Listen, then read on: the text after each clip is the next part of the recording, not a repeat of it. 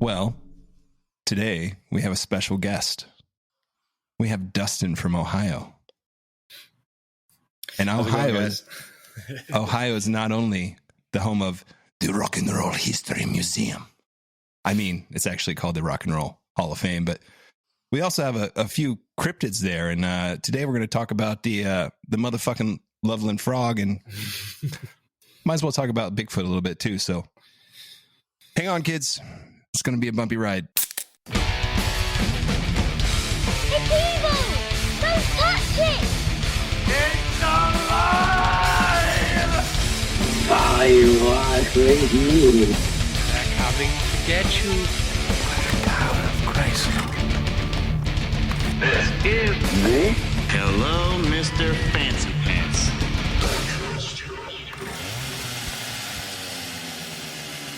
What's going on, Mr. Spar? Oh, not much, man. How are you doing? We got a guest today. This is pretty great. It's pretty awesome. Welcome to Hello, Mr. Fancy Pants, dUSTIN from Ohio. How's it going, man? Doing well. Enjoying my time over here in Ohio. Oh, right on. So dUSTIN said he knows a little bit about some folklore and some cryptids type stuff from Ohio. So we thought we'd have him on and maybe better explain it to some dumb Illinoisans and even dumber Texans. Easy. No, I'm talking. I'm the dumber one. I'm down here. I'm down here in Tejas. So, Well, like in Texas, there's not a lot to do in Ohio, so people spend too much time outside. This specific legend is a particularly interesting one because it takes place basically a few miles from where I live. It's also a river I spend a lot of time on fishing and hunting and kind of spending time hunting frogs. Actually, is one of the things I do in the area. So you're a gigger, huh? You gigging? Yeah. Oh, yeah. Absolutely. Yeah. If you haven't had frog legs, they're absolutely delicious. So good. They're so good. Yeah, man. And it's a fun thing to do late at night in the summer too.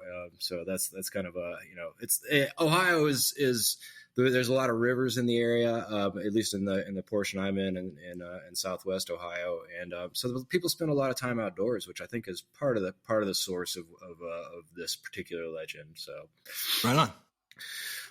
But you went from one extreme end of the gig to the other. Exactly. Different gig.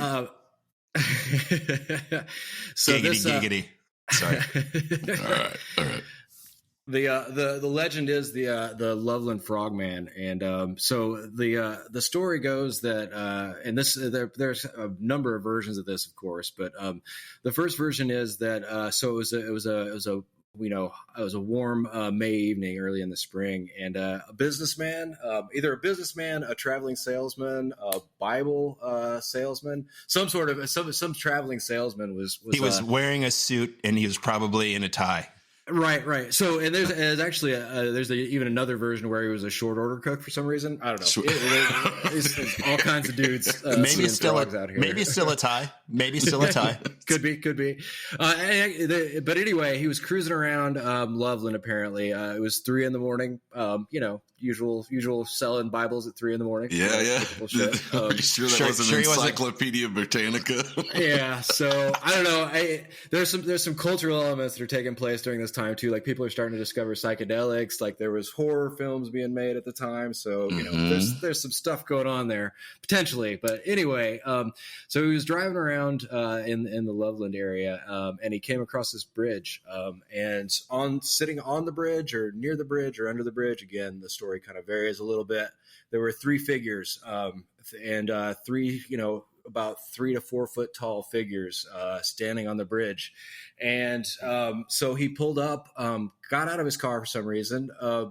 And apparently, so I'm not sure, if you see 3 strange figures sitting by the roadside, I guess the first thing you do is stop and get out of the car. I don't know. Logic doesn't need to apply. I don't think in all these cases. I saw the Loveland Frog. Oh man!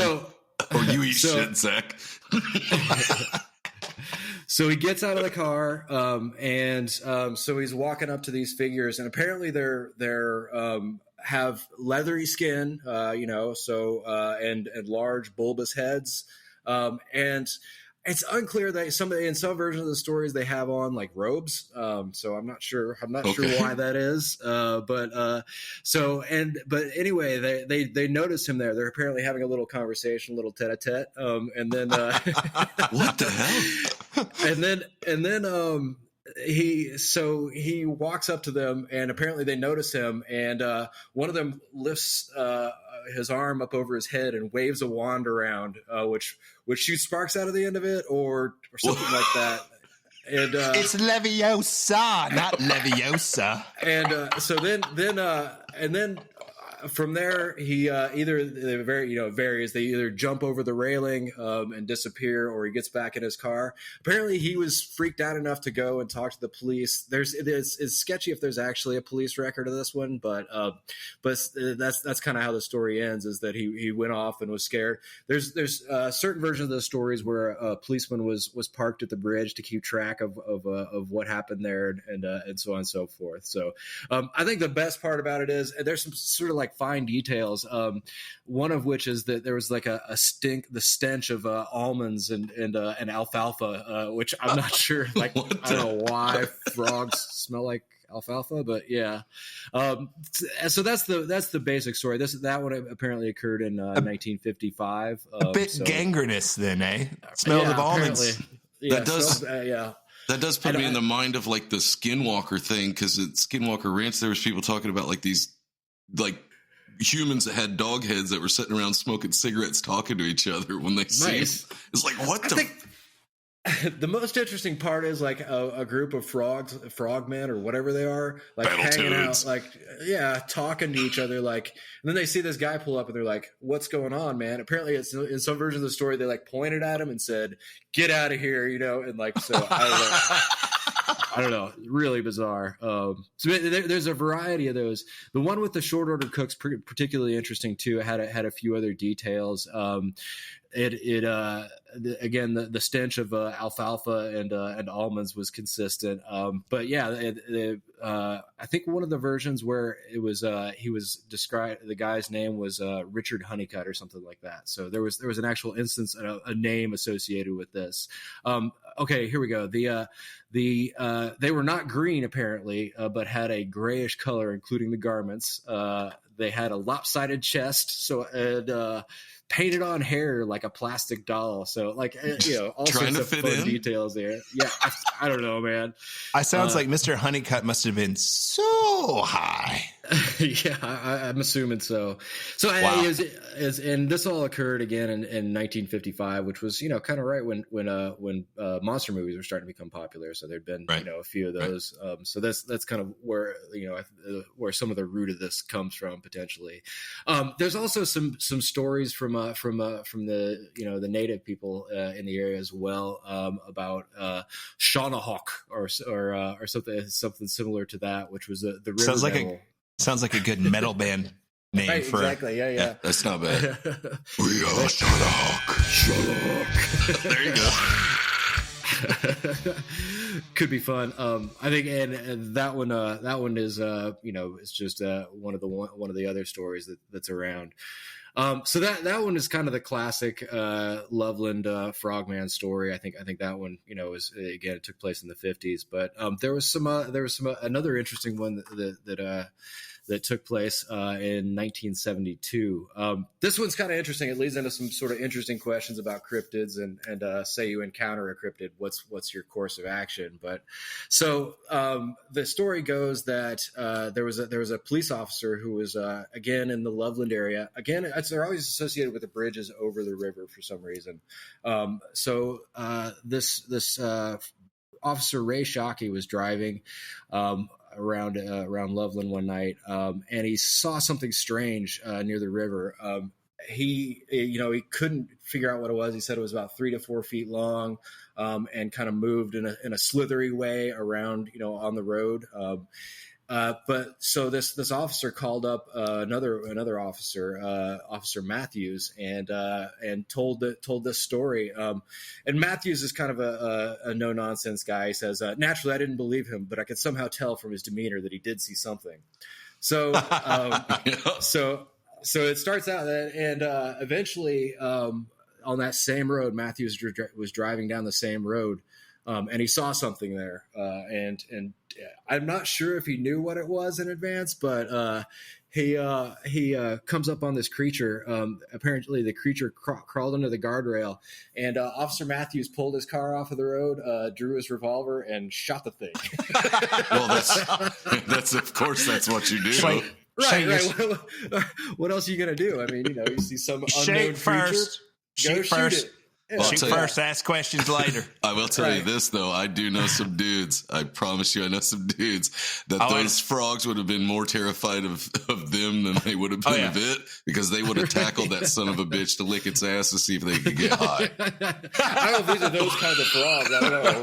Well, they had to give it a go. I was like, they're big. It's got to be a good one. Well, somebody's definitely tripping when these stories. We're going to see what happens. So I think probably the best quote I came across with this. Yeah, go ahead. So he shot at it. Did he hit it? Yeah. So his quote, this is in 2016, he was contacted by the local paper, and he said his quote from this was, and it's one of my favorite lines I've ever heard ever. He said, "I knew no one would believe me, so I shot it." 'Cause that's what you do. Right. Exactly. Yeah, so ask questions later. I don't know. So apparently he actually recovered the body, put it in his trunk, and then took it to show the officer who had seen it, Officer Shockey, who'd seen it previously, and showed him the Loveland Frogman, which by all accounts was a large iguana that had lost its tail. So yeah, this is a fucking large iguana, man. That is. Seriously, like it's and I mean, people have taken that story previously and left off the part where it was an iguana. So that was part of the legend for quite some time. But so I'm guessing 3 to 4 foot tall was a bit of an exaggeration. Yeah, that's a huge iguana, especially with its tail. I mean, that's got to be a serious iguana. That'd be like a kimono dragon, only on its back legs. Man. Yeah. Ridiculous. Yeah. So yeah. Another excellent quote. This Matthews guy is pretty fantastic. He said the thing was half dead anyway when I shot it too. So he. It was already half dead. He knew that. Yeah, well, I think it was cold, so he assumed iguanas don't do well in Ohio. I think is what he was thinking. Well, that would explain the crawling around like they said it was. Like, it could have been. Yeah. I mean, I could see it if you got I don't think it was standing upright though, which is a big part of the lore for sure. Yeah.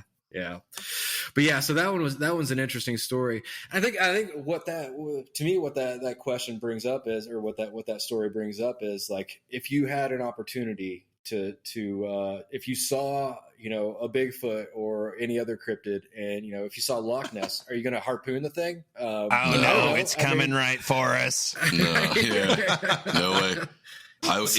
If I seen a Bigfoot and I had a gun, I wouldn't shoot it, because I'd be like, that's a dude in a suit, and I'm going to commit murder, and I'm not doing it. No matter how much I believe what I'm seeing, I'm like, nope. Yeah, no way. So Zach, you want to get on this? I would say I'm of the mindset of Spar, but as soon as that thing chucks some shit at me, you're on it, or a rock, yeah. It's open season on Bigfoot. So you guys would be willing to be, you've seen this thing, for sure. You don't have a camera, but you got a gun, so you're going to let him walk though. You get no proof of it. We don't have to kill it. I mean, you could just maim it Maybe So it can't shoot it in the leg or something. Leg Yeah, shot. That's an interesting take on it for sure. And then what are you going to do? It's a wounded creature now that's humongous. It's going to destroy you if you try to get up next to it. Right. Yeah. What are you going to do then? You're going to try and like bear hug it and take it home with you? What's the I don't plan? know. You shoot it in one kneecap, it's kind of slow it down, then you shoot it in the other kneecap, and then it's crawling, and then then you can just drag it back with you and Take it home with you. Yeah. That's how it works. So you don't have to kill it, and then if it's a person in a suit, then I mean, you've got reasonable suspicion to shoot the thing. I guess I don't know, Gentlemen, I think we just wrote the script for Harry and the Hendersons Part 2. Well, so that question is also pertinent because of the third story that I wanted to get to here, and that one took place in 2016. Do you guys remember 2016? I sure do. There was, Yeah. I mean, I sort of vaguely do. I don't know, but one of the things. One of the things that was really popular, apparently, and it seemed to have been popular for about 15 minutes, was Pokemon Go. So, It's still popular where I'm at. Yeah. is it? Really? They're still playing that? I thought that wave had subsided pretty substantially. Like the geo-tabbing, right? Is that what they call it? Is that correct? Geotagging? Yeah. Yeah, geotagging. Yeah, it's kind of, but Pokemon Go is sort of like a specific version of that, where you go out and try and find fake monsters, or Pokemon, However, in 2016, when it was popular, there were some apparently the story goes that there were some kids out, some high school kids out playing Pokemon Go, and they were at Lake Isabella, which is kind of it's a fishing lake near Loveland, and they actually got some video of the Loveland Frogman. So I don't know if you guys have seen any of that, but it's pretty terrible in reality for sure. Yeah, I seen it. Yeah. So what'd you think? You seen it? What were your thoughts there? What'd you think? The thing didn't blink like ever. I mean, it was fairly quick. The big eyes, the lurching around, but I mean, I could have done that with minimal effort. I mean, really. Yeah. I think it's pretty widely understood to be a hoax. One of the good comments from that. So the guy's name who took the video was Samuel Jacobs, I believe, and he said something to the effect of, "I swear on my grandma's grave that that it was a frog." Well, shit, he can't be lying then. He's got to be true, right? I mean, I don't know. Have you ever sworn on any member of your family's grave before? It's not something that comes up. I've never been put in that position. I don't think. Not that often. It's like you'll either believe me or you won't. Fuck off. Right. Whatever. Right. He said, we saw a huge frog near the water, not in the game. This was an actual giant frog. Okay. So I took a couple of pictures and a video because I'd never seen one that big. I swear on my grandmother's grave that this is the truth. I don't know. Anyone who asks feels like they have to swear on their grandmother's grave with video evidence. I'm automatically like, yeah, you're pushing pretty hard, man. Oh, I swear I've never seen one that big. Yeah, no shit, man. No one has. Right. What are you 3 feet tall. I mean, what the fuck are you talking about? I mean, I hunt frogs pretty regular, and the biggest ones we've seen are like 6 inches long, man. That's a big one. Yeah. You could rotisserie that frog leg, right, exactly, man. Yeah, that'd be a healthy haul, man. Yeah, so I think, and there, interestingly, there was some news coverage of this one, and there was one article that showed up for a little while, and I found when I was initially looking at this that now is gone, and it had sort of more details about the fact that it was basically a hoax. So pretty widely assumed to be a hoax. However, this is another instance where probably someone was dressed up in a suit as the Loveland Frogman. Very lucky that he wasn't around when that officer Matthews was was on the prowl. He may have gotten shot. So that's some risky business. That's risky business, man. Dressing up like a cryptid to try to get somebody to take a video of you, because you never know if somebody's packing and thinking like that dude did. He's like, no one's going to believe me. Right. Bam. Freaking. Well, I mean, And I mean, these things are potentially dangerous too. If you come across Bigfoot, I mean, you could honestly invoke fear in certain people. So, I think there's a good reason not to dress up as Bigfoot. So, yeah, for sure. For sure. So that's kind of the wrapped up Loveland Frogman story. There was one other story that I had heard from a friend of mine, and it was basically that it was a full moon in the middle of summer, and some guys were out frog gigging, and they were on the Little Miami River and found a little creek leading off of the river that led into a swamp. And the story goes that they were finding these frogs. They just kept getting bigger and bigger and bigger. And as they worked their way back into the back of this marsh, they got to the end of the marsh, and they filled up their bucket or whatever, and were on their way back. And then a giant frogman jumped and stood on the edge of the canoe and told them to leave this place and never come back. And then he spoke to them, and then he grabbed their fish basket and then dove in. And the crazy thing about that story is that the next day, it was a father and a son, and they'd been exploring this part of the river they hadn't been in. They came back and tried to find the stream that they had been in, and there was no sign of the stream. It had completely disappeared. Wow. So that was one that's kind of some friends of mine told me that one. I haven't seen any further documentation of that one, but that one was definitely a little more interesting in terms of what's and I think also the brings the sort of the outdoors aspect to it too. So some kind of different dimension situation. Yeah. Right. Only on a full moon night, and only if you wave your wand and say Wingardium Leviosa. And then you get access to the frog that's pissed that you killed all of its children. Yeah. So I mean, I think again, a lot of what's why these stories are fun for Ohio is because it's a place that there's not a lot to do here, for one, and also there's people spend a lot of time outdoors, and the rivers are pretty nice where we are too. So it's kind of a nice story for that. There's some kind of sort of side stories too. There was a bluegrass musical produced about the Loveland Frogman too. So that was pretty fun. Was it like Hot Damn? It's the Loveland Frog. Yeah, Hot Damn, it's the Loveland Frogman. Pretty entertaining. And the music in it's pretty good too. There's some pretty funny songs in that one. There was a half marathon as well, the Loveland Frogman half marathon. So that was a good one too. So people have really embraced it, and there's actually a couple statues around Loveland too, and they're some pretty good, pretty neat ones. So they did statues for the Frogman like they did for Mothman.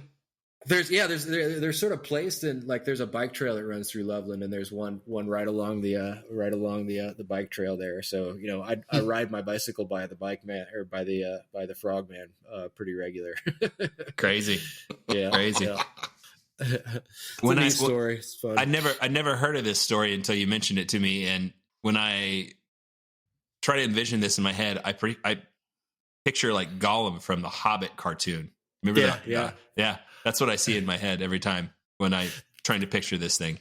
There's lots of good art based around this creature too. There's quite the visions that people have come up with around it are pretty entertaining as well. So it's sort of and I think this kind of a monster sort of an archetype. There's a number of them out there that are kind of similar. A water monster of some sort, and I think it's kind of one that exists in a lot of different forms. Definitely an interesting one for sure.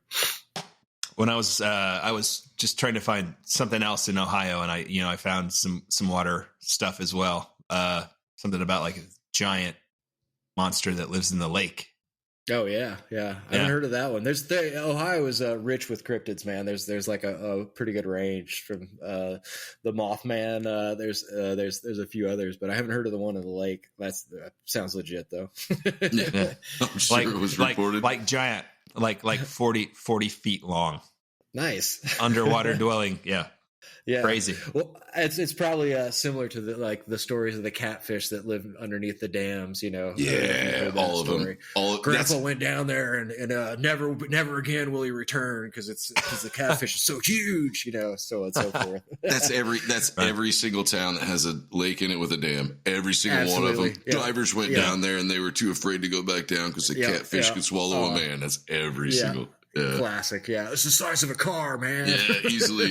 It could eat a Volvo. Right. Whatever. Yeah. Yep. Every town. Nice. Well, you guys want to move along? Sounds good. Sure. Okay. You got other? I'm interested in hearing about the grass man. Yeah. Pass that shit, man. Woo! The grass man. I knew a guy named the Grass Man when I was in school. Different kind of grass man. He's a popular fella. Right, exactly. All right. Not scary though. No. I didn't have any idea, but did you know that Ohio is ranked in the top 5 states in the U.S. for Bigfoot sightings? Oh, really? Top 5. Top 5. That's I think huge. like the mountain states, like Yeah. like the Rocky Mountain areas would be the highest I thought incidence. yeah, But same You for wrong. me. You Same wrong, for me. boy. I figured the same.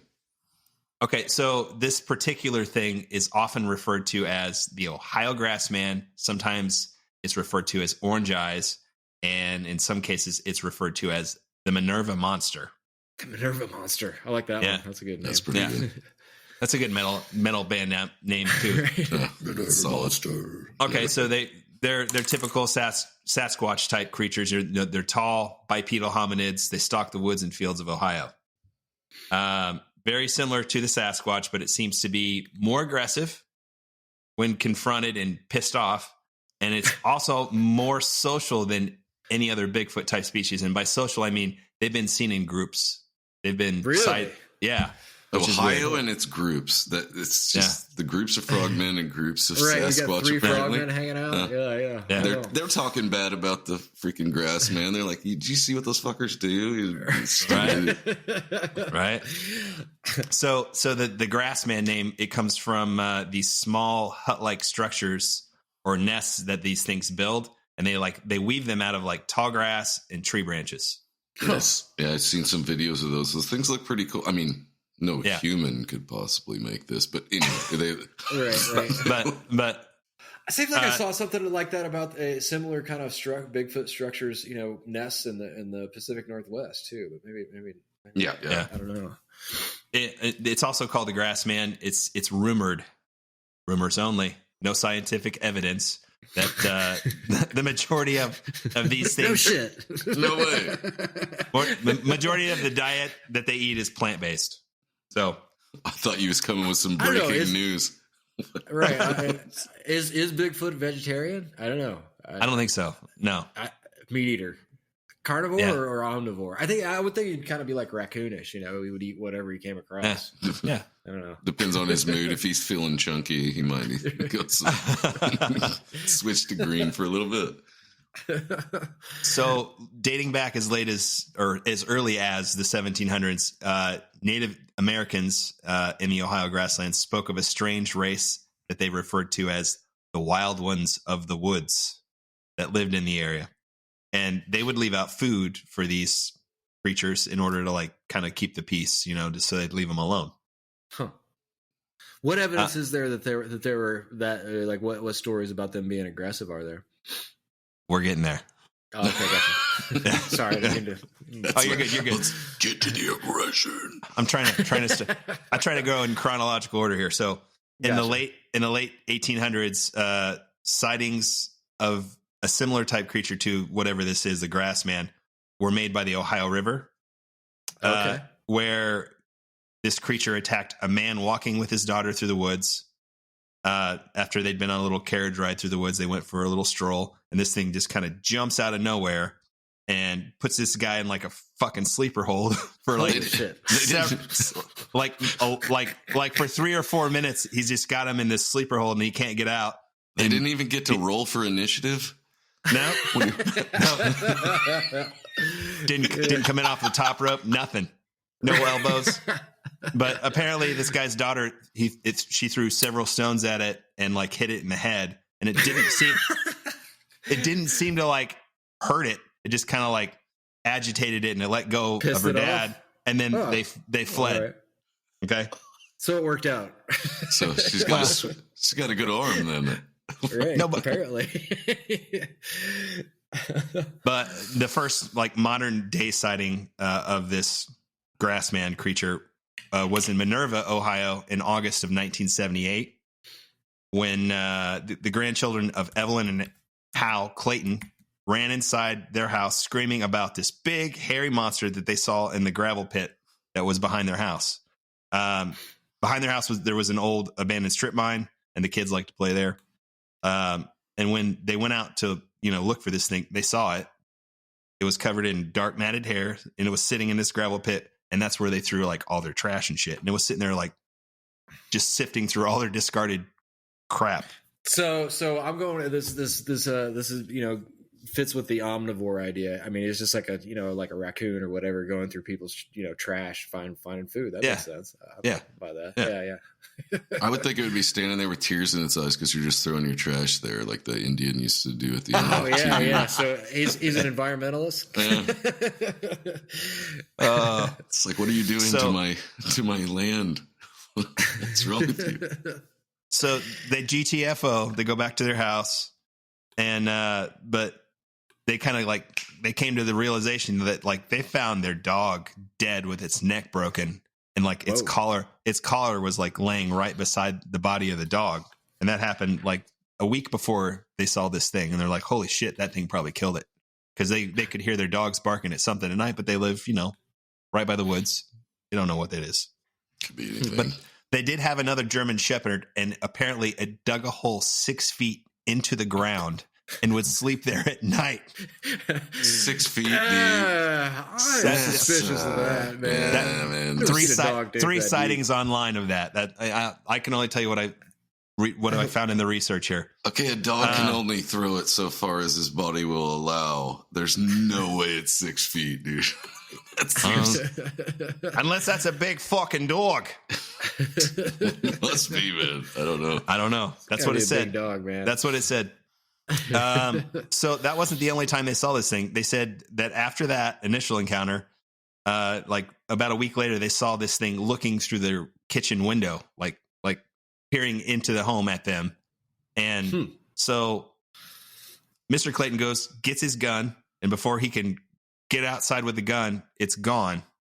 But they call the cops. The cops show up. They can't find it anywhere, but they find footprints. And they smell this terrible, like the smell was still totally presumably there, permeating the area. Like it smelled like just shit, like which is most Bigfoot cases. They say, "God damn them things stink." Stinks. Yeah. It's pretty consistent. I'd say. I'll take the almonds of the frog over the shit smell. Almonds and fresh cut alfalfa. Yeah, yes, that sounds a lot better to me. Gangrenous, but. This story goes on like this. It's later seen by this couple, the Claytons, atop a hill near the strip mine behind their house at night. And later that evening, they hear rocks being thrown at their home like all night long, just like hitting the roof of their house all night long. And I guess their neighbor got pelted in the face with one of these rocks that night. I heard that about like the Bigfoot throwing rocks. I've heard. Yeah, that's like a thing. He learned from that girl who was down on the river. Yeah. I remember that sucked. Have this. Check it out. So this goes on and on and on. Like, so the next month in August, like early August, broad daylight, Mrs. Clayton observes 2 hairy bipeds on the same hill, and they're holding like babies. What? Wait, the Bigfoots have babies? Well, I mean, how does to get more Bigfoots? I guess. I guess so. Yeah. Well, that's what I was going to ask. Weird. Are they human babies that they're holding, or are they Bigfoot babies? One of those is creepier than the other. Right. Well, they're both pretty creepy. I mean, yeah. I'd rather is have that Bigfoot like babies. 10 babies in a barrel, or one day baby in 10 barrels, that kind of thing. Yeah. God. Yeah. So the press got a hold of this, and it attracted mass media attention from around the area, from local papers. According to an article written by Ed Balint, a Clayton repository staff writer, the Clayton family was bombarded with attention following the event, and Herbert Clayton recalled, one day there were 100 to 150 cars in my driveway, on my lawn, and lining both sides of the road. So this pretty much shied them away from saying anything further publicly about this whole incident. But so the Bigfoot people just showed up and like in mass. Yeah. Is that what happened? Wow. Yeah, it's pretty crazy. I bet that's not uncommon. As soon as there's like what they call like a flap with UFOs, but if there's the Bigfoot sightings, people are like, load up, we're going. Yeah. Let's go. Like, how are you so independently wealthy that you can just do that? I don't get it. So they didn't publicly say anything about it the rest of their lives. Evelyn and Hal are now dead, but their relatives still live in the house, and they still hold up the claim that they did have these encounters. Huh. It still holds true. The last article I saw was like from 2019. They had contacted maybe one of the grandsons who witnessed this. Huh. So, well, that's a more credible report than anything I've seen for the Frogman. I'd say it seems like. I don't know the cops report. I heard that police officer was like a rookie, like he was like new to the force, and then called for backup, and that's pretty ballsy to tell him, "Hey, I see some giant frogs." It's like, okay, you're fired. You're out of here. It's either that or pass that shit. One or the other. Yeah. Right. What are you doing? What's going on? I'd be real curious to see what the police reports for these events look like. Like what do they write? Right. Oh, I'm willing to bet that most of them are like, you're not writing anything. This has never happened. Right. We're not. Right. Yeah. No way. Right. We're not. Right. Same as the UFO shit. Yeah. Yeah. I've got a couple more encounters if you want to hear about them. Have at it. Man. In 1995, an anonymous witness reported their encounter to the Bigfoot Field Researchers Organization. On July 4th, 1995, these three men decided to go for a night hike along the railroad that runs parallel to Riverview Road near Brandywine Ski Resort in Cuyahoga Valley National Park. They claim around 11:30 p.m. that they heard a high-pitched scream from the west, which they described as sounding similar to a coyote or a peacock, but raspier. They say it only lasted about 5 seconds, and they didn't think anything of it, assuming it to be some ordinary animal. But do either of you guys know what a peacock sounds like? I have no idea what a peacock sounds like. It sounds like a woman it's screaming. Really hyper specific. It does sound like a woman screaming. Yeah, really? Screaming. Okay. Yeah. It's awful. It's awful. They're the most annoying fucking animal. It's so bad. Sounds like it. my grandparents had just this random peacocks that would come up through their yard, and they just kind of roamed around their neighborhood.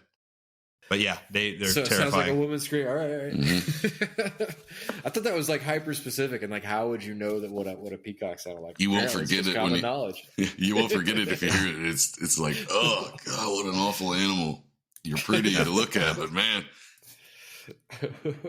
So after these guys hiked further through like a marshy clearing, they headed into a wooded area for several minutes before they decided to turn back around and go back. So when they re-entered the clearing, they heard another high-pitched roaring from the center of the marsh that they were in. And this time it sounded a little longer. They say 8 to 10 seconds. And they say it sounded like it was a lot closer, like it was only like 50 to 75 feet away from them.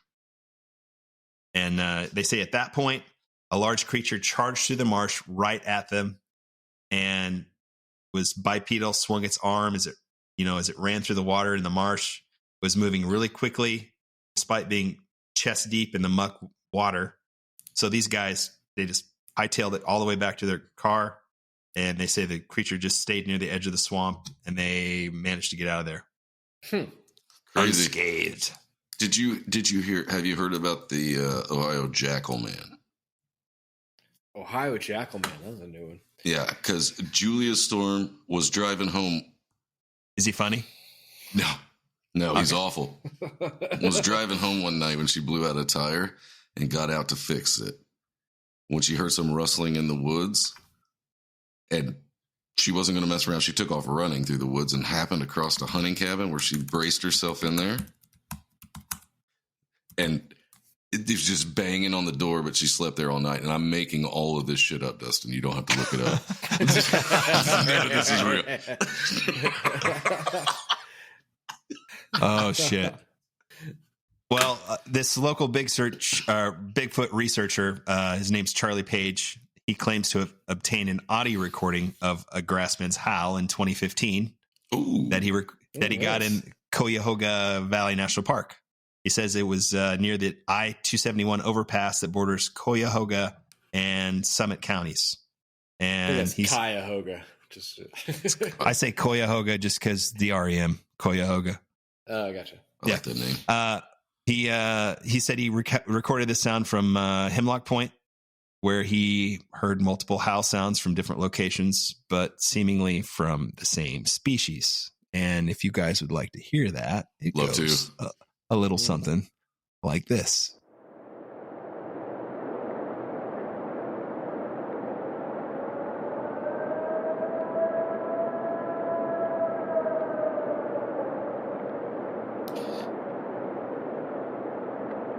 I mean, It's definitely not a peacock, but kind of sounds like a siren to me. it did a little bit, like off in the distance it could be. Yeah. But it only went through like the one. No, it's kind of like, I want to see it timed out.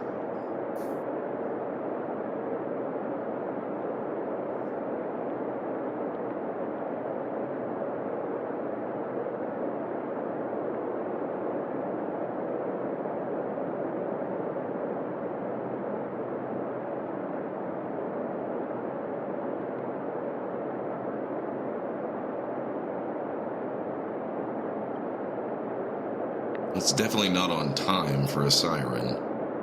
Yeah. No. Yeah.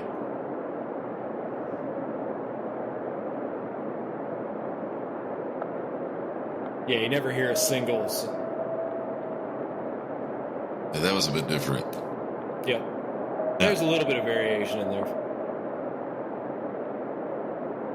It's not a dog or anything, you know. No, not a dog, not a coyote. Not a coyote, Yeah. you know.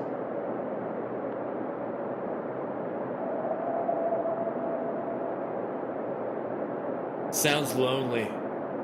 Kind of angry too. Somebody needs their Snickers bar, I guess. I don't know. It's a Sasquatch country song about somebody hit me in the head with a fucking rock. Yeah. I'm kind of interested why the Ohio Sasquatch is so upset and angry and violent as opposed to the. Well, I mean, it's Ohio. Loving. Yeah, I mean, it's there's Ohio. plenty of reasons to be mad in Ohio. That's for sure. Yeah. So I found this video online too that I thought was pretty cool. I'm not sure if it's real or not. Can you guys see that? Nope. Not seeing it? Okay, hold on a second. Let me share my screen. There. Now can you see it? It's coming up. Yep. Okay. There we go. Okay. So this was captured in January 2020 in Salt Fork State Park by We Do It Outdoors. And you can find this on YouTube. It's about We Do It Outdoors sounds like you could find it on Pornhub. Right. you can do it all night long. Anyway, it's I don't know. I'm not sure about the daylight stuff, but yeah, you guys check this out real quick, and I'll edit this probably out later, but I'll share the link in the description of the episode. Yeah. It's a monkey man. Just walking along real calm. Yeah. Totally chilled out. And then Whoa. no, That went Oh, he's super. running along now. yeah. I don't know. Dude. Fuck's sake. This is the Blair Witch Project? I love I this think movie. that was a great movie. The Blair Witch 2 was even good. Book of Shadows. I like that movie. Yeah, it was good. It wasn't quite as I don't know. Well, it was the amping up of the first Blair Witch, I think, that made it so great. Right, It was all the exactly. internet It's still shit. good, yeah.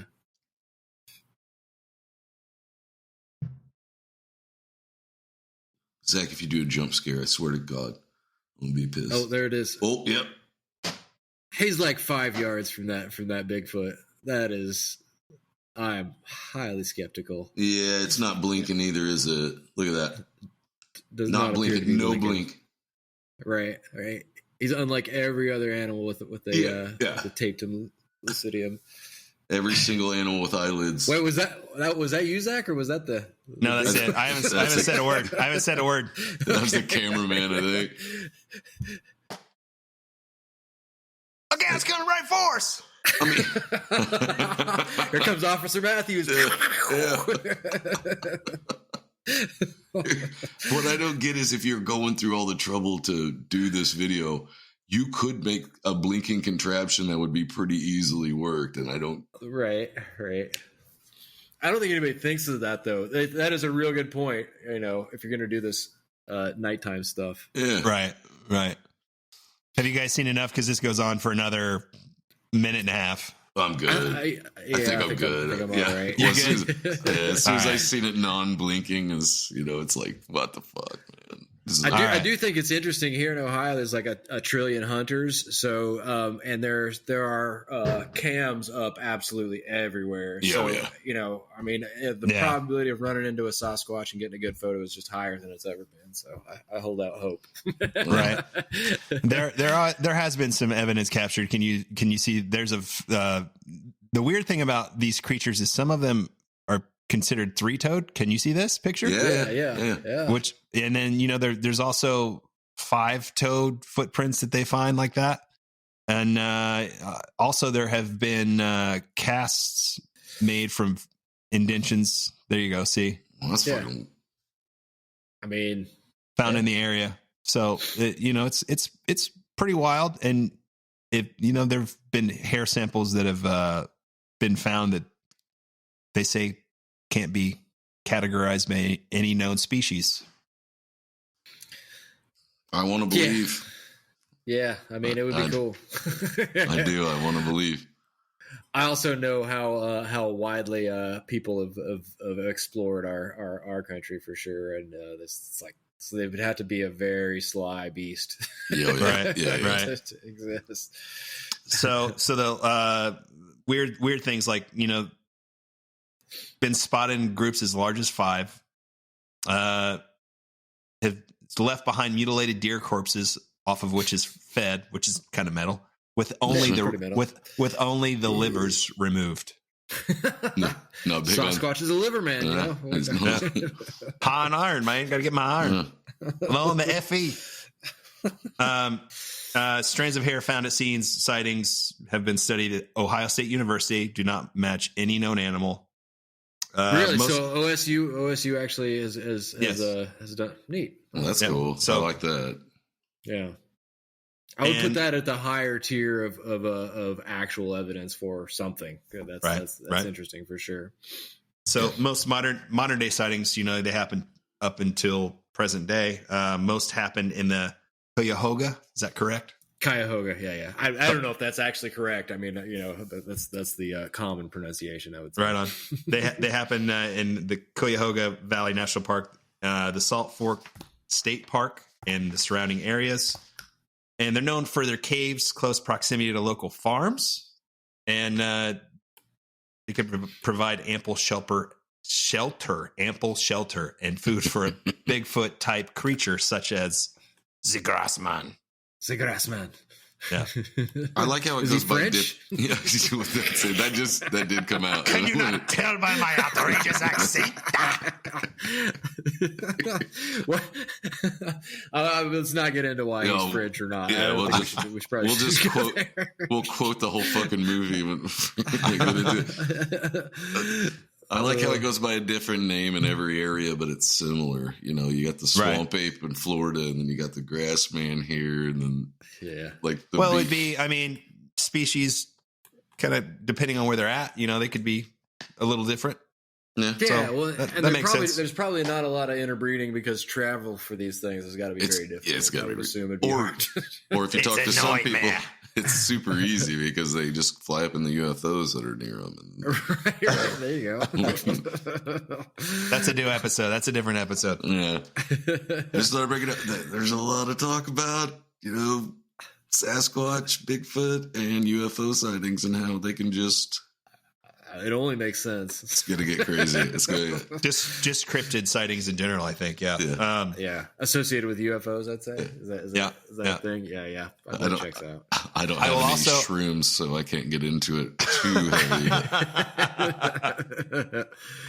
I also want to say that, if you want to dive in deep to the Ohio Grassman, you're better off searching for Bigfoot, Ohio. I found a lot more stuff searching for it that way than I did just searching for the Ohio Grassman. So, I thought you was going to go into if you found more legal weed sites than you did for anything. well, actually, I did. Yeah. Still not legal in Ohio. Well, I got Everywhere around which is interesting. I saw Illinois Grassman, Oklahoma Grassman. I didn't see it. Yeah, like I'm saying, that's why. Okay, yeah. Stick to Bigfoot. It's easier to find it. Pop up with 50 freaking tabs to open. You can put your weed in there. Yeah, that's what you do. Well, guys, that's all I've got. Dustin, do you have anything you want to plug, man? No, I think I'm good, man. Just glad to join you guys. It's been real fun for sure. Thanks. It's been a long time. Appreciate you. Man. Yeah. Thanks for hanging out with us. Yeah, no, it's good to talk. Oh, and this is a super fun thing to do, and I don't know if any of that stuff actually exists, but it's definitely fun to talk about. Also, the cultural stuff is interesting for sure. So it's cool talking with you guys about it. I want to believe it so bad. And plus, if you so have is there anything you guys have come across where you're like, I mean, I don't know, this looks legit. I mean, or have you remain skeptical on most everything you come across? I believe there are a couple of haunted paranormal cases that we've done that I was like, yep, can't disprove it. Yeah, I believe Dylan 100% because he's not a bullshitter with his story that he wrote in about. And then the Black Monk as well. Yeah, I can't disprove the Black Monk. So there's a couple that have been at least convincing in a pretty substantial way.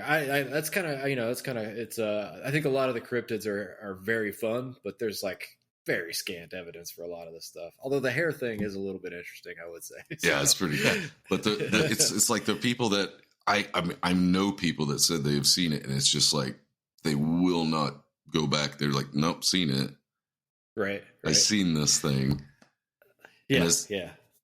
And I saw, and I'm not going to say it was a Black Panther because that's what people say, but I did see a giant black cat, and I was with two buddies. It was the middle of the day, and it ran right in front of our truck. Oh, the Black Panther one that one's got a long history and there's a lot of interesting stories about that for sure. That's an interesting one. If I had to guess, knowing dogs, like the size of dogs, I'd guess it was about 120 pounds. Its tail was so fucking long and just straight behind it as it was running. Mm. And my buddy was like, that's not a dog. I'm like, I was too stupefied to even grab my phone to get a video. I'm like, what am I looking at? What? Yeah. Okay. Yeah. And then a guy I work with, it was about probably 2 miles from where I seen it. And it was a few months later, he was out hunting in the morning, had his camera with him, but it was so cold the camera wouldn't pick up. He said he watched the thing walk through the woods, but his damn camera wouldn't come on. Oh, classic. Yeah, exactly. I was like, are you fucking kidding me? He goes, people are going to think I'm crazy. I was like, people think I'm crazy when I tell them that, but I'll still tell them. I was like, whatever, man. Well, I mean, there are more things than we know about for sure. So it's cool to explore. Definitely a lot of fun. So yeah, we're having fun exploring. So yeah, for sure.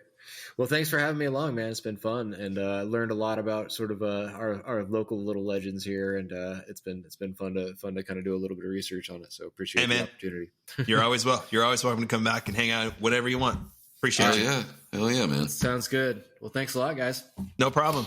And guys, continue to like, rate, review, and subscribe to the podcast. If you would like to get a hold of us, if you have some stories, you can hit us up on the social medias, or you can email us at hmfpod@gmail.com.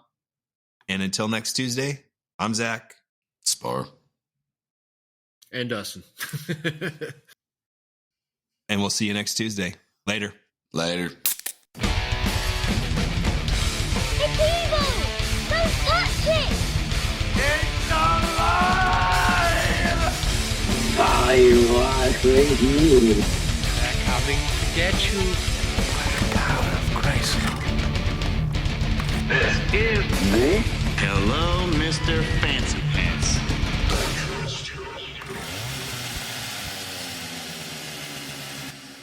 Why are there so many songs about frogmen? Heidi ho!